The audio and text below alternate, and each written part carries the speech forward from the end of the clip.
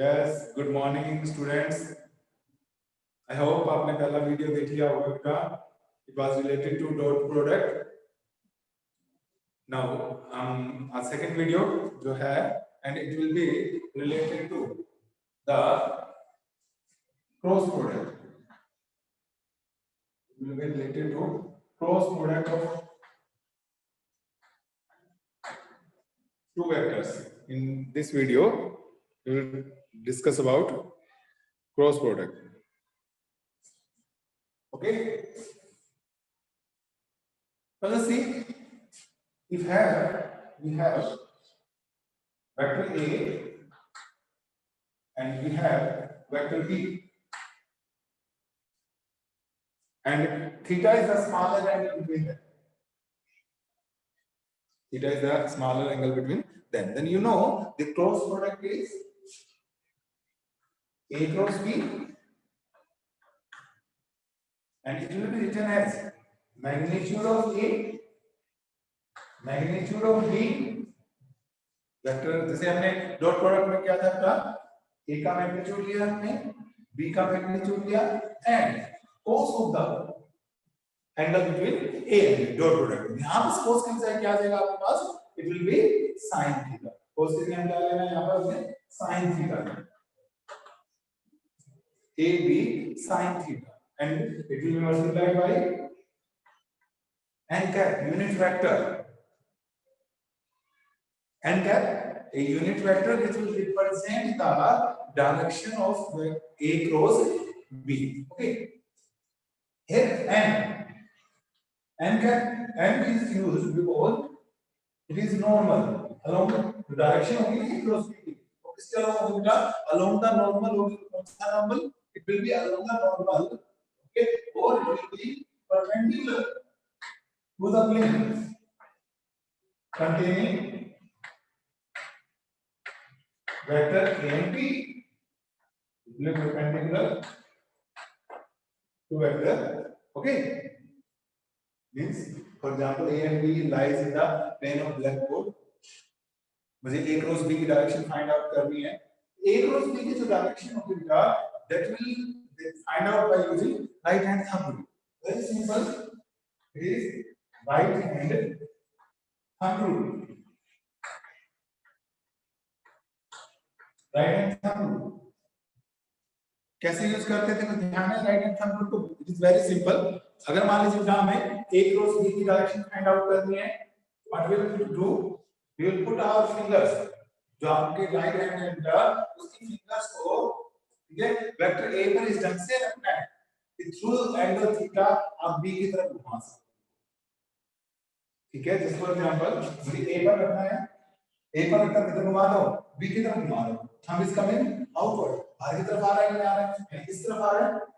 Now you can say आप देख सकते हैं बेटा it is perpendicular to both. जैसे ये मान लीजिए प्लेन में होता है तो हमारे पास क्या होता है घुमाता है A cross B thumb is going upward मान लीजिए इस प्लेन पे लाई कर रहे थे दोनों वेक्टर तो इसके परपेंडिकुलर ये हो गया कि नहीं हो गया.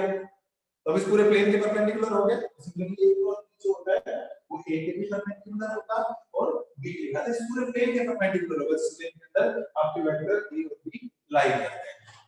ओके ठीक है, that is why I have used plane vector and n stand for normal perpendicular के लिए यूज किया जाता है. ओके सो n कैप जो होता है it will represent the direction of A cross B. This can be find out by using right hand thumb. That's very simple. Put your fingers on A, curl them towards B, keeping the thumb erect. So आप A से B की तरफ अगर अपने right hand fingers को घुमाएंगे तो जो thumb होगा बेटा that will give us the direction of A cross B. Clear? Okay. Similarly अगर मान लो for example B cross A निकालना है इस केस में अभी आपने कहा A cross B इसका perpendicular outward to the plane of blackboard. outward के लिए हम क्या यूज करते हैं यहाँ डॉट डॉट जो होता है इसको रिप्रेजेंट करता है परपेंडिकुलर आउटवर्ड को यूज करता है. तो एक क्रॉस B जो होगी it will be perpendicular outward to the plane of paper. ठीक है, now it means A cross B will always be a vector quantity because it has magnitude as well as a direction. So it will always be a vector quantity and hence The cross product is also known as vector. Is also known as vector product. So means whenever it is given that for a particular quantity is cross product of two quantities, it means that quantity will be the vector quantity. जैसे for example, आप लोगों ने torr पढ़ा है बेटा, torr का पढ़ने R cross है. Since it is cross product, and torque will be a vector quantity. अब angular momentum पढ़ते हैं R cross P. Since angular momentum is cross product of R and P, that is why angular momentum जो होगा it is also a vector quantity. Okay, so we will decide by ourselves whether a quantity is scalar quantity or vector quantity. If the quantity is dot product of two quantities, it will be scalar quantity. If it is cross product of two quantities, it will be the vector quantity. Okay, so in cross product we use AB sin theta and the unit vector n. Now we will discuss few properties of cross product. Just like in dot product we have discussed. Similarly, first property is cross product is anti-commutative. Anti-commutative.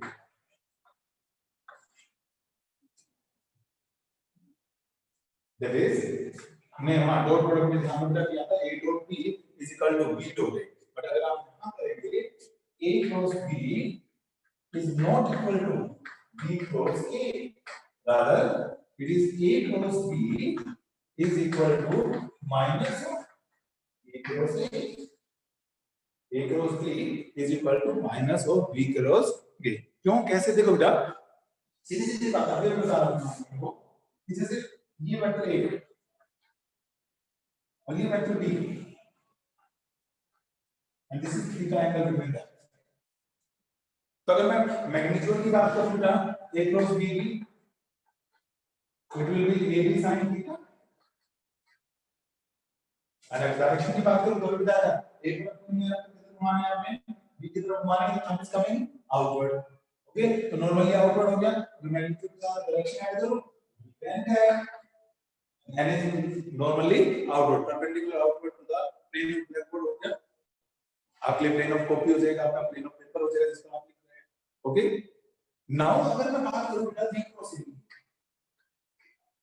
this b a sin theta materialize but direction now we will put the fingers the मैं इन लोग मैं ये तो घुमा नहीं सकता मुझे क्यों रखना पड़ेगा ठीक है ना अगर मैंने ऐसे रखा तो इसको चीज घुमा सकता हूं नहीं मुझे ऐसे रखना है और अब ये घुमाएंगे बेटा now thumb is going inward ठीक है जैसे दीवार अगर यूं घुमा रहे हैं thumb is going upward जब यूं घुमा रहे हैं thumb is going inward अब कॉपी के पेज पे कैसे घुमाएंगे घुमा कर देखें अपने हाथ को इस तरीके से था पहले a क्रॉस b और अब b cross a it is going inward तो क्या आ गया माइनस साइन आ गया इसका अपोजिट आ गया बेटा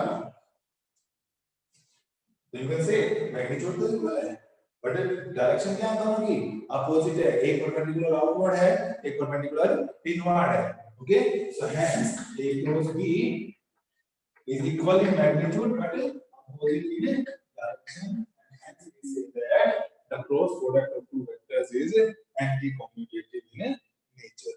Very important thing. It is anti-commutative in nature. Okay. Now second property. Now let us relate the cross product with the area of the parallelogram or area of the triangle. We will find out relation of cross product. Relation of cross product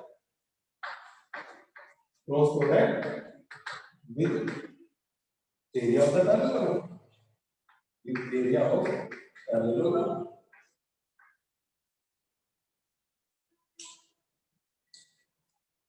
You can see the graph. That is what I have vector A represented by OP. Vector B represented by OQ. And let me complete a parallelogram with the help of these two vectors. That is called OP OPMQ is a parallelogram whose two sides represents two vectors. And let us suppose theta is the angle between A and B. If I talk about cross product, magnitude of cross product, A cross B हम लोग क्यों answer किया? तभी मैंने कहा it is AB sin theta.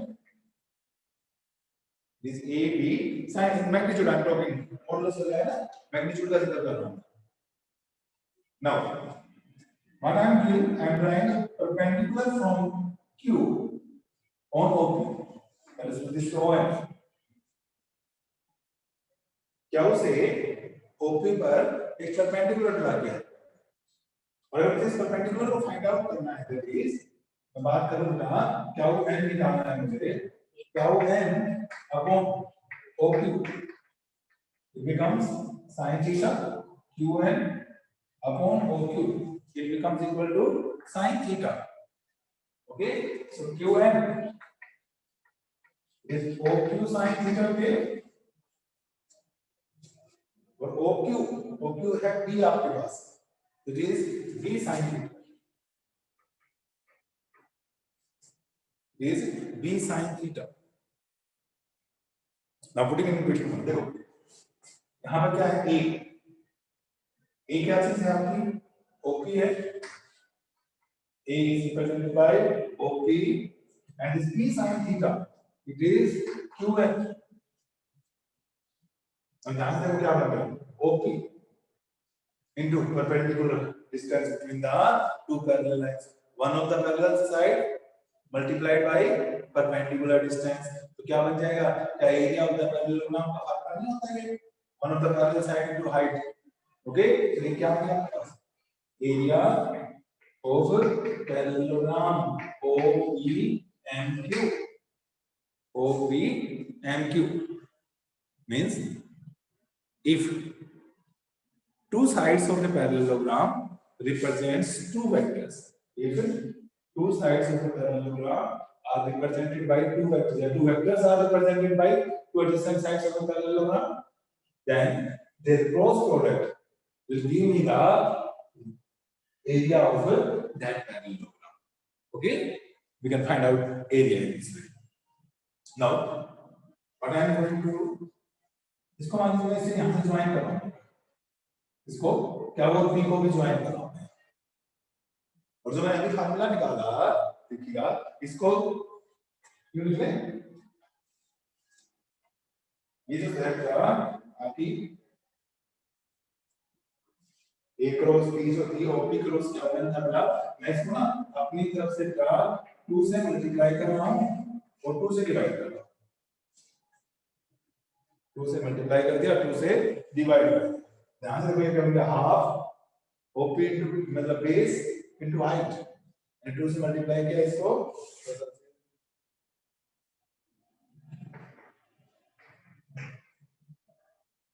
ये देखो ये क्या है हाफ OP को मैं बेस बोलूं और QN को height. Half into base into height क्या बन गया area of the triangle. He base हम लोग देखो मैं पूछो बनता एरिया ऑफ दिस ट्रायंगल. अब ये करेंगे sir half into OP into QN हो गया. तो ये क्या आ गया twice the area of the triangle OPQ. Twice the area of the triangle OPQ. Clear नहीं है बात बेटा? यानी क्रॉस प्रोडक्ट जो होती है if two vectors are represented by two sides of a triangle then the cross product will be equal to twice the area of the triangle. Clear? पहले case में क्या था बेटा? अगर पैरेललोग्राम की बात करें आप पैरेललोग्राम की टू साइड्स की वेक्टर्स को रिप्रेजेंट करती हैं तो area of that parallelogram will give me the cross product. And if triangle की दो साइड टू वेक्टर्स को रिप्रेजेंट कर रही हैं तो then twice the area of the triangle will be given by cross product. Okay चलिए आगे. Thus this was the relation of cross product with area of the parallelogram or you can say area of the triangle. Now अगर हम थोड़ा सा और आगे चलाएंगे ये क्रॉस प्रोडक्ट को कुछ और बातें करने की सीधी सी बात है. अगर मान लीजिए the two vectors are parallel vectors.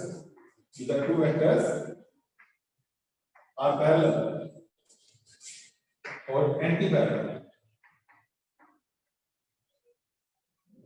To vectors are parallel और एंटी पैरेलल मींस थीटा या तो 0 हो थीटा या 180 डिग्री, थीटा 0 हो या थीटा 180 डिग्री। दोनों ही केसेस में sin थीटा क्या जाएगी 0 जाएगी ना, sin 0 भी 0 होता है और sin 180 भी आपका क्या होता है 0 होता है। और टू पैरेलल वेक्टर्स एक बीच होगा it will be equal to 0। अगर दो वेक्टर पैरेलल है एंटी पैरेलल है वो लीनियर वेक्टर्स भी कहते हैं ना, पैरेलल एंटी पैरेलल वाले वेक्टर्स क्या बोलते हैं the two vectors are collinear. तो उस केस में the cross product of the two vectors will always be similarly the cross product of a vector with itself, किसी वेक्टर की खुद के साथ क्रॉस प्रोडक्ट लेंगे बेटा, एक ही के साथ क्रॉस प्रोडक्ट लेंगे तो अगेन ए के साथ एंगल 0 हो गया, कोई भी वेक्टर अपने साथ कितना एंगल बनाएगा 0 डिग्री का एंगल बनाएगा कि नहीं बनाएगा। तो उस केस में हमारे पास क्या होगा जैसे ए sin 0 बन जाएगा it becomes 0 rather you talk about more accuracy बेटा दो वेक्टर्स की क्रॉस प्रोडक्ट। अभी आपने कहा वेक्टर क्वांटिटी आएगी तो ये 0 कैसे आ सकता है, 0 तो स्केलर है नंबर है, ठीक है। तो रियल मायने में ये क्या होता है 0 को भी हम एक एरो लगाते हैं this is called null vector, cross product will be null vector. वो वाला बात है फ्लो में ठीक है 0 बोला जाता है वो अंडरस्टूड होता है, ठीक है ना कि भई ये 0 वेक्टर की बात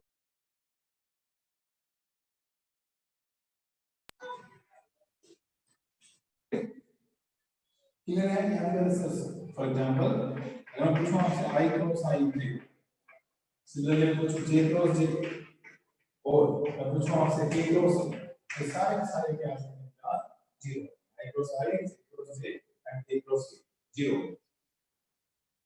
जैसे पहले बताया था हमने i dot i j dot j k dot k ये क्या है सारे 1 i q, तो यहाँ पर क्या आ जाएगा ये सारा 0 ओके। तो 0 होगा क्या अगर the two vectors are parallel और the two vectors are anti parallel to each other. Okay next word पे चले if the two vectors are perpendicular to each other, if the two vectors are perpendicular to each other, for perpendicular vectors perpendicular होगा theta 90 maximum sin 91 maximum होता है, ठीक है। उस case में क्या हो जाएगा आपका मैग्नीट्यूड जो होगा का क्रॉस प्रोडक्ट का वो मैक्सिमम होगा इस केस में, ठीक है। sin 91 और sin की वैल्यू और नो 1 से ज्यादा नहीं हो सकती तो it will B maximum sin 91 होता है। तो क्या आ जाएगा हमारे पास बताओ a cross b magnitude of a magnitude of b sin 91 and एक ऐसा वेक्टर एक ऐसा यूनिट वेक्टर जो a के भी परपेंडिकुलर होगा और b के भी परपेंडिकुलर, a के भी परपेंडिकुलर और b के भी परपेंडिकुलर। जैसे फॉर एग्जांपल मैं पास लूंगा i cross j i cross j i cross j आवाज से magnitude of i1 unit vector है, magnitude of j unit vector है का i और j i is along x axis j is along y axis कितना angle हो जाएगा आपका 90 का एंगल हो गया, 90 का एंगल हो गया तो हमारे पास क्या होगा sin 91 तो e1 होगा। और एक ऐसा वेक्टर जो i के भी परपेंडिकुलर हो और j के भी परपेंडिकुलर हो it will B k, so i cross j it will be k, i cross j it will be k, जबकि i डॉट j याद करो 0 आएगा डॉट प्रोडक्ट के अंदर क्योंकि cos 90 0 होता है। ओके सिमिलरली हम बात करेंगे j क्रॉस k i आ जाएगा k क्रॉस i क्या आ जाएगा j आ जाएगा। किन्हीं दो यूनिट वेक्टर्स की क्रॉस प्रोडक्ट तीसरे के बराबर आ रही है पर थोड़ा सा एक ऑर्डर में है i j j k j i, ठीक है ना। अगर आप देखें तो अगर आप पहले से क्रॉस प्रोडक्ट एंटी कम्यूटेटिव होती है, और अगर एंटी कॉम्पिटिटिव होती है तो उस केस में j cross i minus k cross j minus i मतलब टूट जाता है anti competitive a cross b equal to minus of b cross a similarly i cross k equal to क्या होगा माइनस ऑफ j। ये थोड़ा सा हमें याद करना है तो हम सीरीज भी लगा देते हैं साइड इक्वेशन हम लिखते हैं i j k i j लिखा तो अगर हम side equation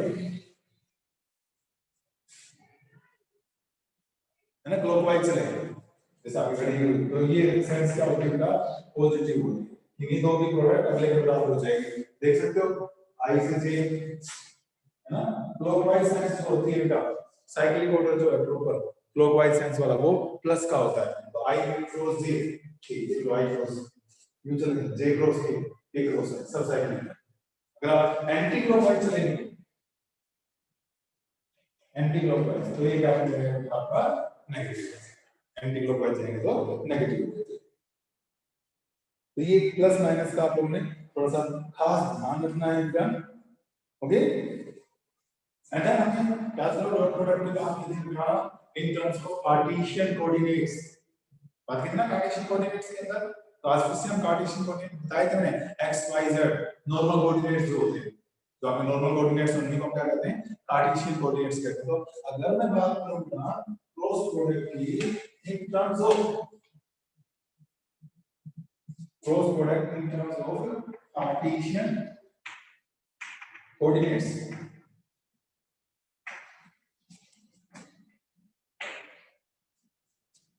cross product dot product का तो बहुत आसान था हमने कहा था i को i से मल्टीप्लाई कर लो बेटा j को j से मल्टीप्लाई कर लो और k को k से मल्टीप्लाई कर लेंगे ठीक है ना यहां पर क्या है इसका x a है is ax i cap plus ay j cap plus az j cap हो गया वेक्टर इन दोनों कंपोनेंट्स में कार्टेशियन कोऑर्डिनेट्स की फॉर्म में हो गया बेटा सिमिलरली b वेक्टर को लिखेंगे आप it is bx i cap plus by j cap plus bz k cap और यदि मुझे a cross b find out करना है तो इसको निकालना थोड़ा सा करके डिटरमिनेंट बनाएंगे आप डिटरमिनेंट एक्सपेंड करना सभी को आता है ये आप लिखेंगे यहां i j k this i j k similarly अब क्या करेंगे तो पहले a है बेटा a क्रॉस b में a निकाल रहे हैं पहले a के जो i j के कोएफिशिएंट्स हैं उनको लिख दो यहां पे ax यहां पे ay यहां पर az सिमिलरली क्या हो जाएगा bx by एंड bz अगर आप लिखते हैं b क्रॉस है पहले b आया तो यहाँ पर b के कोऑर्डिनेट्स यहाँ भी x की जाती है आपको पता है दो रोज को भी इंटरचेंज करोगे आप फिर माइनस का साइन आता है तो हमने डायरेक्शन वाइज समझा है एंटी कम्यूटेटिव होते हैं तो यहाँ से भी प्रूव हो रहा है ठीक है मैं कहता b क्रॉस है बेटा यहाँ पे b की लाइन ऊपर जाती है ये लाइन नीचे दो रोज को एक्सचेंज करते हैं तो माइनस से तो वही चीज हो जाती है हमारे पास तो एक्सपेंड करना है सभी को आता है ये क्रॉस प्रोडक्ट को ये ना तो इसको जैसे भी आप करते हैं तो हम आई कैप जैसे आपको आई कैप देखो कि इस तरीके से ay bz minus dy az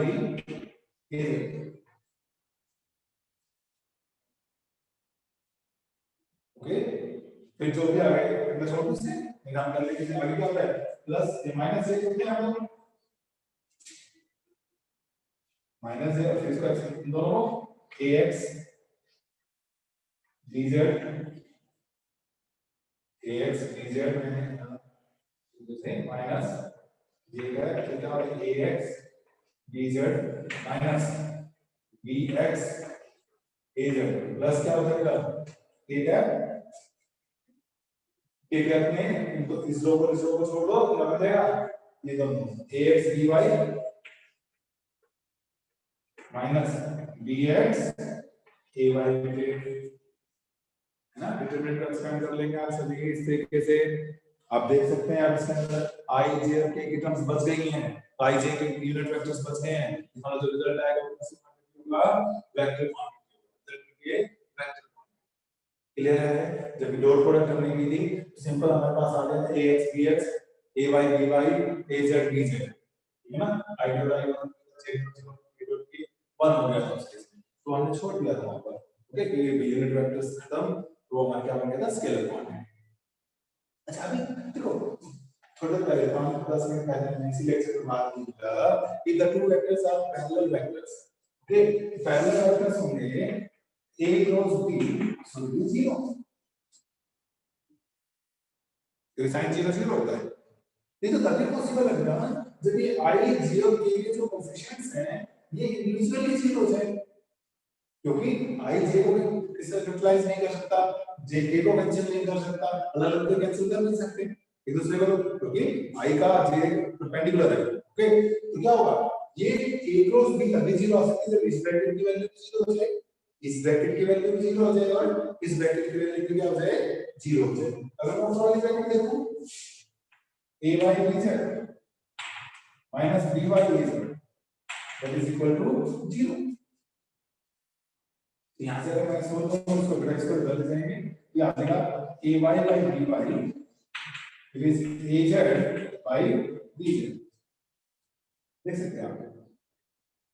and similarly अगले को सोल्व कर लीजिएगा तो ये आ जाएगी, तो ओवरऑल ये आ जाएगा, इसको भी 0 करेंगे ना, तो ये आ जाएगा ax bx, तो यानी कि this is condition for parallel vectors, condition for parallel vectors कि i j और k के जो कोएफिशिएंट्स हैं, i j और k के जो कोएफिशिएंट्स हैं बेटा, उनका जो रेशियो होगा वो क्या आना चाहिए आपके पास, सेम आ जाए, तो दो वेक्टर्स पैरेलल हैं। इसके लिए आप कर सकते हैं, आप डिटरमिनेंट सोल्व करके देखने की जरूरत नहीं पड़ेगी, आप विदाउट सॉल्विंग द डिटरमिनेंट भी सीधा चेक कर सकते हैं whether the vectors are parallel or not, or sometimes it is given कि भाई these two vectors are parallel, तो कुछ अननोन निकलवा सकता है, तो आप सीधा उसमें i j और k के जो कोएफिशिएंट्स हैं उनका रेशियो क्या कर देगा, इक्वेट कर दें, इक्वल कर दें, ठीक है।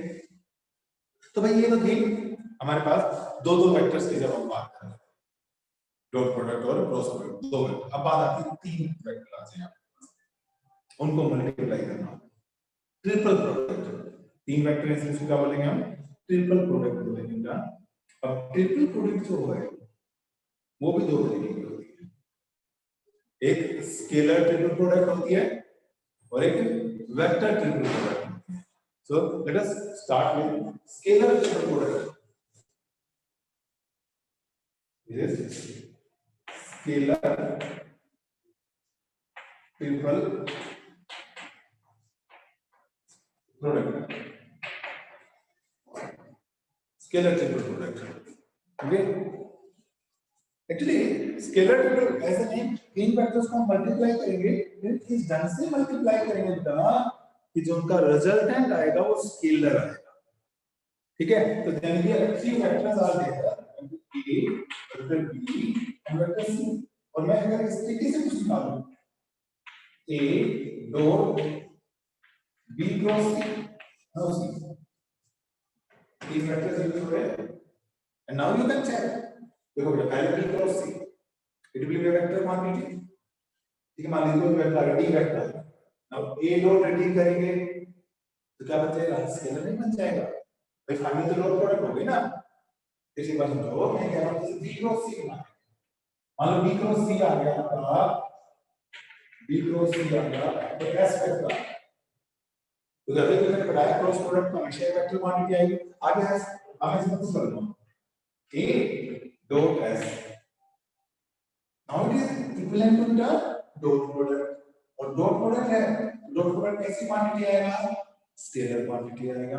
इसका मतलब क्या होगा, स्केलर आ गया नहीं आ गया, that is why it is called scalar triple product. तीन वेक्टर्स को इस ढंग से मल्टीप्लाई किया गया है, जो रिजल्टेंट आएगा वो क्या बन जाएगा, आपका स्केलर।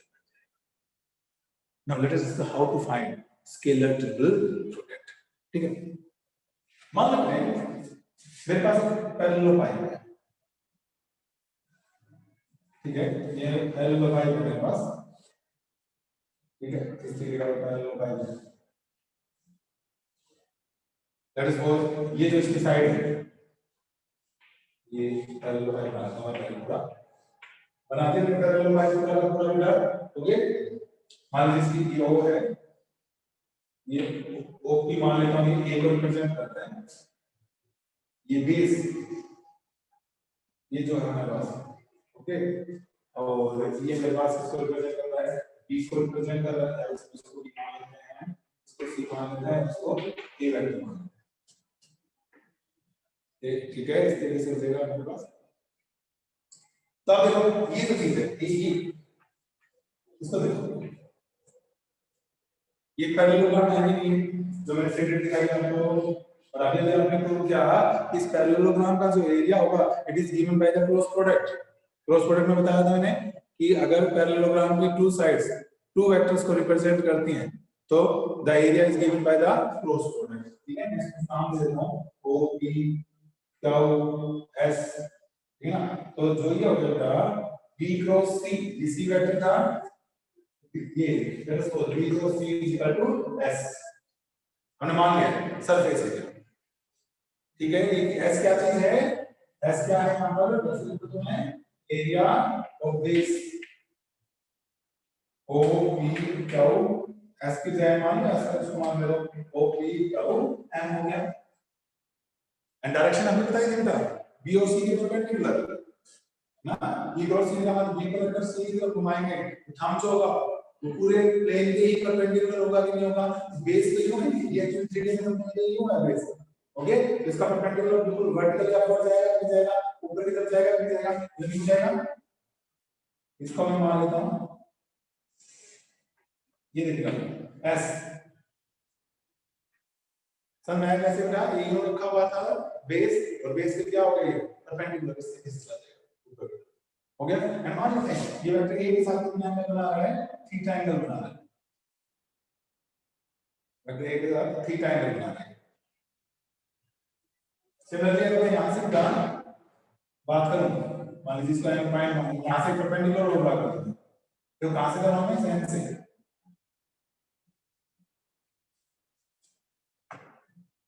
ठीक है, इसके ऊपर कर रहा हूं मैं फ्लोर जो बेस है ये साइड थी का, इस साइड पे सिमिलरली बेस था। ओके, और ये वेक्टर था ये वेक्टर। ओके, इस वेक्टर से यहां से क्या कर रहा हूं मैं, पर ये जिसमें देख लीजिए ये जो था यहां से परपेंडिकुलर ड्रा कर रहा हूं बेस के लिए। ओके, तो हमारे पास अगर इनका बैलेंस से था तो मुझे क्या हुआ था कैलकुलेशन ली हूं बेटा, ये OM है, इसको ए वेक्टर कहा हुआ आपने, मैंने ये दिखाया है आपको, ये S वेक्टर है, S क्या चीज है, एरिया है इसका हमारे पास, ये S है, ठीक है, ये हमने थीटा माना, ये बेस था यहां पर जो ठीक है ना, ये वाली फ्लोर जो पूरी सीढ़ी में आपके घर है अभी हमारे पास ये कुछ इस तरीके से था। ये यहां पर हमने क्या कर दिया परपेंडिकुलर डाल दिया, मान लीजिए इसमें परपेंडिकुलर का डी मान, अगर ये एंगल थीटा है तो ये एंगल क्या होगा, थीटा होगा।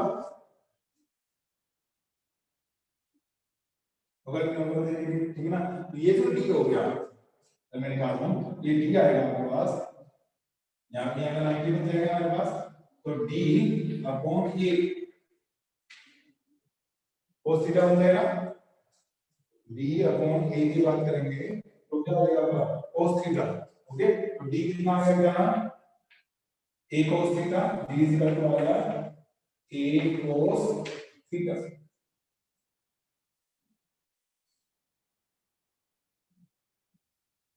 बेस हो जाएगा ना, रेडियन का भाग की दुनिया। तो हमारे पास क्या होगा देखो d is equal to a cos theta. अब देखो बेटा इसको यहां पर करते हैं ट्रिपल प्रोडक्ट करते हैं, एक बार यहां देखते हैं, एक बार ये बोल गया आपके पास हम निकाल रहे थे a dot b cross c, a dot b cross c, ये हुआ a dot b cross c, हमने कितना निकाल लिया बेटा s निकाल लिया था, और देखो बेटे it is a s cos theta dot product करके क्या आएगा cos थीटा आएगा और ये वाला सीरीज देख लो बेटा ये इधर है ऐसे है ये इधर ऐसे इधर समझ से कितना एंगल है थीटा एंगल इसको लिख सकते हैं a s cos थीटा बिल्कुल ठीक है और देखो इट इज s a और cos थीटा ये निकाला मैंने ये देखो a cos थीटा किसके बराबर हो गया b के बराबर हो गया कि नहीं हो गया ये क्या लिखा जा सकता है s इनटू ये सिंपल मल्टीप्लिकेशन एरोस नहीं ऊपर सिंपल मल्टीप्लिकेशन s क्या है मतलब बार-बार बोल रहा हूं बेटा base area of the parallelogram है कि नहीं है एंड d क्या है perpendicular base area of the parallelogram into perpendicular sorry parallelepiped हो गया नहीं जैसे आप उसका करते हो पूरा क्यूब होता है बेटा तो क्यूब का मतलब क्या लिखते हो LBH लिखते हो क्यूब का और LB क्या से होती है area of the base into height तो क्यूब में ऐसे करते तो वही चीज होगी ये पैरेललोपाइड बना होगा ये इस क्या है वॉल्यूम होगा इसको बोलते हैं पैरेललोपाइड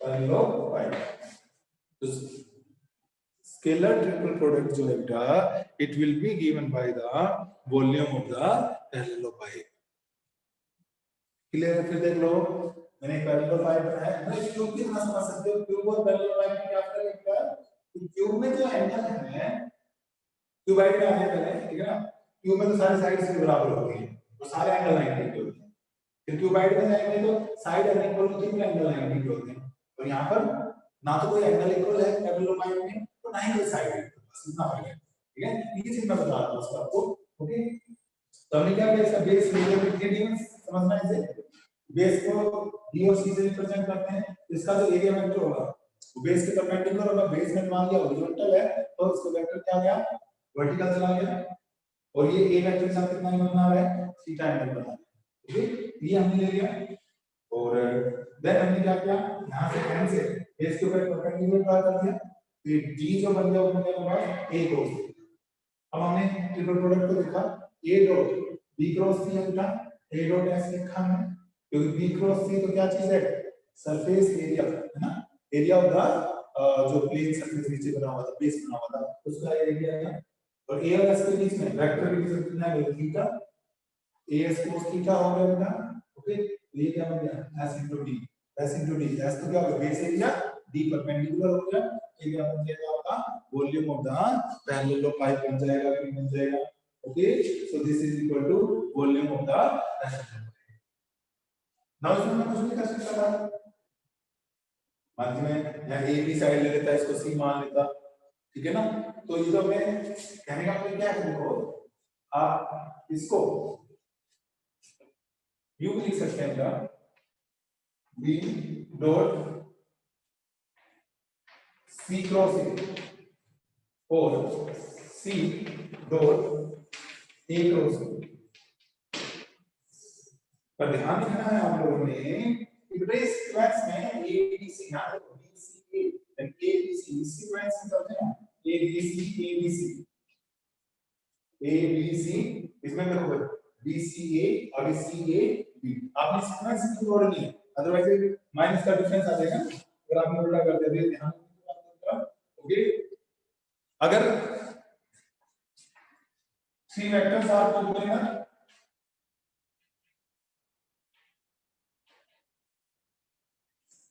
कोप्लेनर का समझते हैं तीनों के तीनों वेक्टर एक ही प्लेन में आ जाए तो पैरेललोपाइड मतलब समझ लीजिए यू हो गया जैसे चीज की ऊपर की दो फेसेस की और सारे इसमें एक प्लेन में जानी है वॉल्यूम कितना हो जाएगा जीरो नहीं हो जाएगा अगर कोप्लेनर है तो कभी भी कोप्लेनर को करना हो आपने तो भाई याद रखना एक प्लेन में वॉल्यूम कैसे बनेगा वॉल्यूम जीरो हो जाएगा ना इसलिए स्केलर ट्रिपल प्रोडक्ट हमेशा क्या आएगी बेटा जीरो आती है कोप्लेनर में अगर वेक्टर्स कोप्लेनर है तो उनकी स्केलर ट्रिपल प्रोडक्ट हमेशा जीरो होगी बेटा ओके मोरओवर इस प्रोडक्ट को बॉक्स प्रोडक्ट भी कहा जाता है और इसलिए आप इसको यू भी लिख सकते हैं